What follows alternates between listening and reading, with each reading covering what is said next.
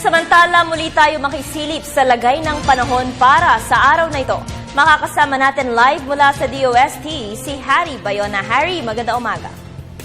Magandang umaga rin si Vivienne, magandang umaga Pilipinas, at ito nga po yung magiging lagay ng ating panahon para sa araw na ito. Ito nga pong low pressure area na pumasok sa Philippine Area of Responsibility kahapon ay patuloy pa rin pong kumikilos, and as of 4 a.m. ito yung huling namataan 550 kilometers east ng Borongan, Eastern Samar.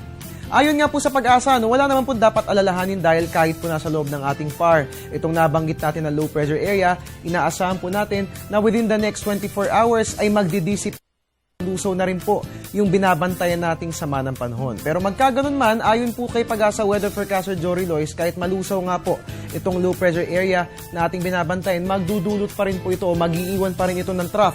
Ano nga ba yung trough? Yung trough nga po yung extension ng mga kaulapan. So ang tendency nga po kapag po, let's say, malusaw nga po itong LPA na ito, mag-iwan pa rin ito ng trough na siya makaka-apekto at mag-e-extend dito po yan sa may Eastern Visayas at hanggang dyan po yan sa Eastern Luzon. So makakaasa pa rin po tayo ng maulang panahon. Pero wala naman po dapat alalahanin dahil again, inaasahan nga po ngayong araw, malulusaw na rin po yung LPA na ating binabantayan. So para po sa araw na ito, ito nga pong ridge ng high pressure air, nag-e-extend po yan, dito po yan sa may hilagang Luzon. So asahan po natin na dahil sa presensya nitong nabanggit nating weather system, ay magiging maganda ang lagay ng ating panahon. Dito po yan sa atin sa Metro Manila at ganun din sa buong bansa.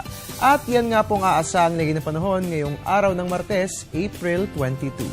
Mga kabayan, antabayanan po dahil sa aming pagbabalik, ating pong sisilipin ng mga detalye hinggil sa lindol na yumanig sa lalawigan ng Ilocos Sur. Antabayanan po yan makalipas ang isang pala.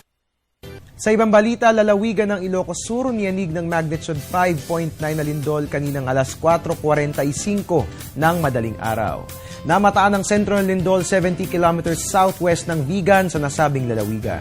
Samantala, naramdaman po ang intensity force sa mga sumusunod na lugar sa Ilocos Sur: Vigan, Sinait, Paway, Kadugao, San Juan, Maxingal, Santo Domingo, San Ildefonso, Bantay, Kawayan, Santa Catalina at Bata.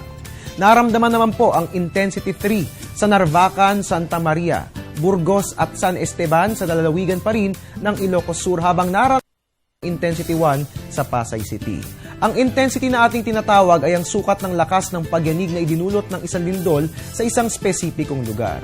Sa ngayon, wala namang dapat alalahanin na dahil ayon po sa Philippine Institute of Volcanology and Seismology of PHIVOLCS, wala naman umanong inaasahan na aftershocks na idudulot ang nasabing pagyanig. At yan po muna ang latest mula rito sa Pag-asa DOST.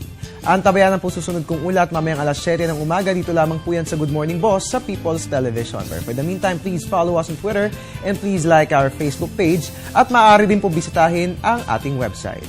At ngayon nga pong umaga, at your service pong inyong weatherman, Harry Bayona, nagpapaalalang tiwala lang. May tamang panahon ang bawat pagkakataon. Balik si Vivienne, magandang umaga.